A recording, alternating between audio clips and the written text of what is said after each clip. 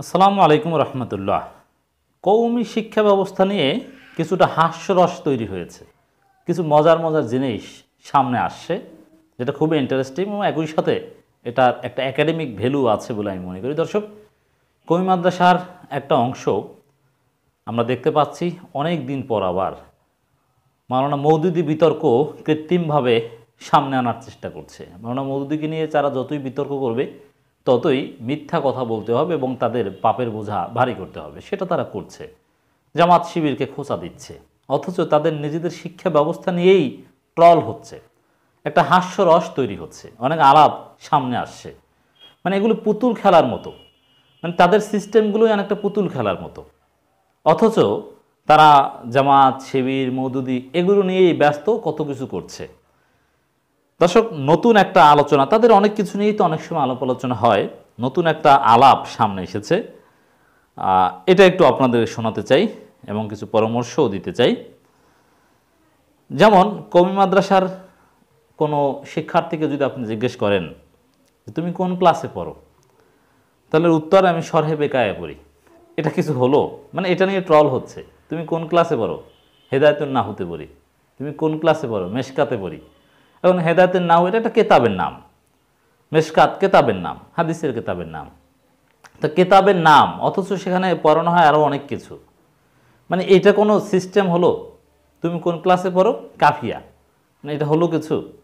আবার বাংলাদেশের শিক্ষা ব্যবস্থা, বাংলাদেশ সরকারের কাছ থেকে তারা মাস্টার্সের সার্টিফিকেট, সমমানের সার্টিফিকেট চায়, যদিও এর কোনো ভ্যালু তারা পায়নি। স্বীকৃতি নিয়েছে কিন্তু কোনো সুফল পায়নি, এটা তথাকথিত স্বীকৃতি। সরকার তাদেরকে মানে ভুলটুল বুঝিয়ে একটু শান্ত করেছে, অথচ 4 আনার উপকারও হচ্ছে না। তো সেখানে এখনও উর্দু ফার্সিতে তাদের ক্লাসের নাম বলতে হচ্ছে। বাংলাদেশে থাকছে বাংলা ইংরেজি তাদের সিলেবাসে যোগ করছে এবং সেখানে ইতিহাস বা অনেক কিছুই যোগ করছে, কিন্তু সেগুলো ফাইনাল পরীক্ষা যোগ হবে না। তাহলে কি পুতুল খেলা? ফাইনাল পরীক্ষা যোগ হবে না, তাহলে এগুলো যোগ করছেন কেন? এগুলো কেউ পড়ে? এগুলো কোনো গুরুত্ব আছে? অ্যাটলিস্ট ফোর্থ সাবজেক্ট হিসাবেও যদি যে এই 5-এর মধ্যে 3 যোগ হবে বা এরকমও যদি কিছু থাকতো, যে ফোর্থ সাবজেক্টে ফেল করলে সমস্যা নাই কিন্তু মোট রেজাল্টের উপর একটা প্রভাব পড়বে, এরকমও যদি হতো তাহলেও তো মোটামুটি একটা গুরুত্ব হতো। কিন্তু ফাইনালে যোগ হবে না, ফাইনালে পরীক্ষা হবে না, কিন্তু থাকবে 100 নম্বর, 200 নম্বর বা 50 নম্বর ইত্যাদি ইত্যাদি, বাংলা ইংরেজি নানান কিছু। মানে এটা কোনো সিস্টেম হলো? তারা সংস্কার করছে না তা কিন্তু না, দর্শনে জামিতে অনেক কিছুই তারা যোগ করেছে, বাংলা ইংরেজি ইতিহাস বা যুগের আলোকে অনেক কিছুই যোগ করছে, কিন্তু সেটা পুতুল খেলার মতো যোগ করছে। আবার অনেক কিছুই পরিবর্তন করেছে, অনেক পরিভাষা, অনেক কিছুই তারা চেঞ্জ করেছে। পড়ানোর মাধ্যমও, ভার্সনও অনেক কিছুই চেঞ্জ করেছে, কিন্তু ক্লাসের নাম নিয়ে তারা এখন পর্যন্ত কিছু ভাবতে পারছে না। মানে জনগণ যে জিনিসটা বুঝেই না, মানে একজন সাধারণ মানুষ, একজন মুসলিম যারা তাদেরকে অর্থায়ন করে, যাদের টাকায় কওমি মাদ্রাসা চলে, সেই যদি না বুঝে তুমি কোন ক্লাসে পড়ো এর অর্থ কী, বা একজনকে জিজ্ঞেস করে যদি নাই বলতে বুঝতে পারে যে কিসে পড়ে, সে আলেম হতে, মাওলানা হতে আর কতদিন বাকি? মানে এটা কোনো ব্যবস্থা হলো? এটা মানে এতে কী লাভ? এটা উদ্ভট একটা সিস্টেম না? কিন্তু সেটা চলছে। মানে এইসব মৌলিক জায়গা নিয়ে তারা সমালোচনা করতে পারছে না, এইসব মৌলিক জায়গায় হাত দিতে পারছে না। তারা জামাত, মওদুদি, শিবির এইসব নিয়ে ব্যস্ত আছে। এইসব নিয়ে তাদের নিজেদের মধ্য থেকে কোনো সমালোচনা বা আলোচনা আমরা দেখলাম না। কিন্তু এই আলোচনাটা সামনে এসেছে এই মওদুদি এই জিকির আবার শুরু করার পর। দর্শক, একটা লেখা আপনাদেরকে একটু পড়ে শোনাতে চাই। কৌমিপন্থী একজন বিশিষ্ট বুদ্ধিজীবী একটা আলাপ তুলেছেন। সে আলাপটা হচ্ছে এই ক্লাসের নাম নিয়ে। কওমি ছেলেরা কখন কোন ক্লাসে পড়ে এটা অন্যকে বোঝাতে তাদের খবর হয়ে যায়। অনেক সময় তাদেরকে বোঝাতে হয় এরকম যে কোন ক্লাসে পড়ো? মাওলানা হতে 3 ক্লাস বাকি আছে, আমি এই ক্লাসে পড়ি। মানে হাস্যরসের একটা লিমিট থাকা দরকার। মাওলানা হতে 2 ক্লাস বাকি আছে, আমি সেই ক্লাসে পড়ি। এভাবে অনেক সময় বোঝাতে বাধ্য হয়, লজ্জাজনক পরিস্থিতিতে পড়ে। যেমন ধরেন, আমরা পড়ছি কেরাতুল কোরআন, উর্দুখানা, ফার্সিখানা, মিজান, নাহমিদ, হেদায়াতুন নাহু, কাফিয়া, শরহে জামি, শরহে বেকায়া, হেদায়াতুল আউয়ালাইন, হেদায়া আখিরাইন, মেশকাত, দাওরা, এখন ওই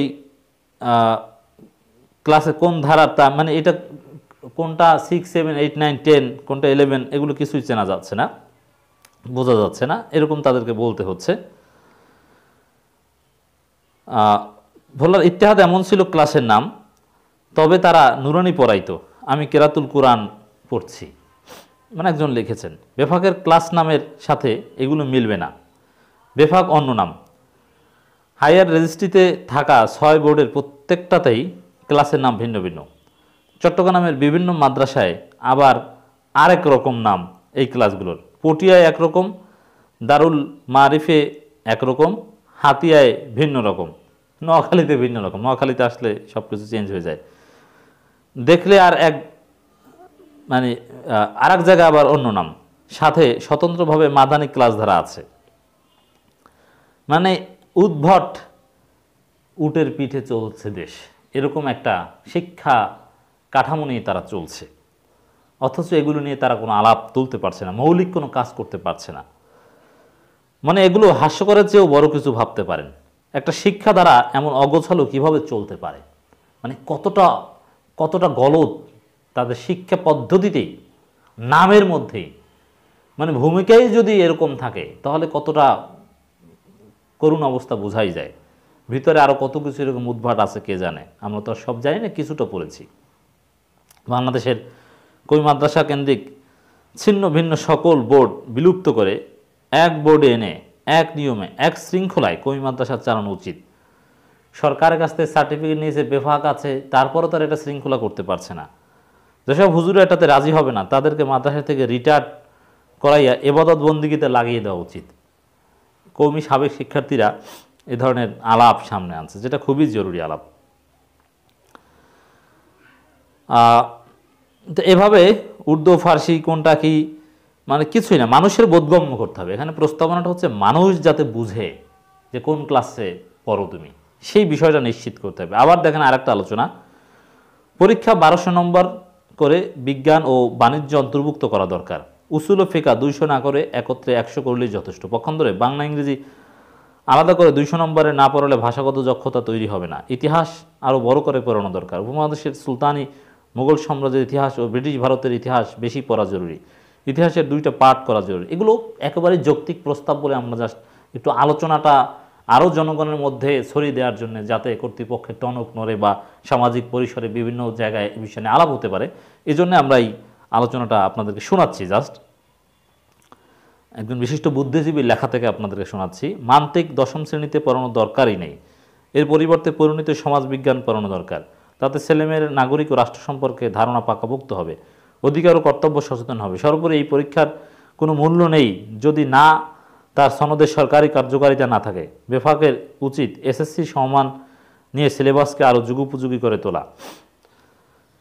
শেষ এটা কি যাই হোক, শেষে এরকম কিছু যোগটোগ করেও শেষে লিখলেন, যেমন আমাদের কাছে একটা সিলেবাস বেফাকের এসেছে, সেখানে ফাইনাল পরীক্ষায় বাংলা ইংরেজি বা এগুলো যোগ হবে না, এগুলো কেন্দ্রীয় পরীক্ষা অন্তর্ভুক্ত হবে না, সেরকম লিখে দিচ্ছে। কেন্দ্রীয় পরীক্ষা অন্তর্ভুক্ত না হলে তাহলে এটা দিয়ে কোনো লাভ আছে? লাভ নেই।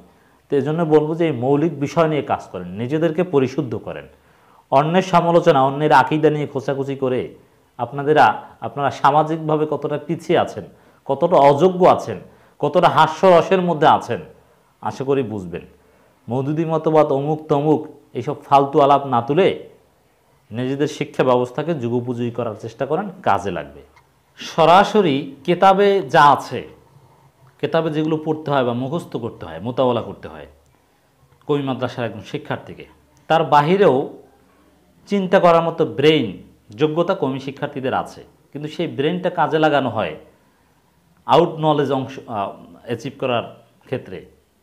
মাওলানা মওদুদি কোথায় কি বলছে, কোথায় কি অপব্যাখ্যা আছে, সেগুলো খোঁজার ক্ষেত্রে। মওদুদির বিরুদ্ধে কিভাবে কি বলা যায়, এইসব উদ্ভট কাজে কওমি শিক্ষার্থীরা সময় দেয়। মানে এই ধরনের উদ্ভট কাজে সময় না দিলে তাহলে এই মৌলিক যে কাঠামোগত সংস্কারের প্রয়োজনীয়তা, এগুলো তাদের মাথায় কাজ করতো, আরও অনেক ক্রিয়েটিভ চিন্তা তাদের মাথায় কাজ করতো। তো এইভাবে মওদুদি মতবাদ অমুক তমুকের মাধ্যমে কওমি শিক্ষার্থীদের ব্রেইন ওয়াশ করা হয় এবং তাদের ক্রিয়েটিভিটি নষ্ট করে দেওয়া হয়, তাদের ব্রেইন, তাদের সম্ভাবনা নষ্ট করে দেওয়া হয়, তাদেরকে সংকীর্ণ করে ফেলা হয়। এবং মিথ্যাচার করলে তো তার ব্রেইনের উপর প্রভাব পড়েই, মিথ্যাচার করলে তার দুনিয়াবি কুফল তো আছেই, সেগুলোও ভোগ করতে হচ্ছে। এই কারণেই তাদের এই করুণ অবস্থা।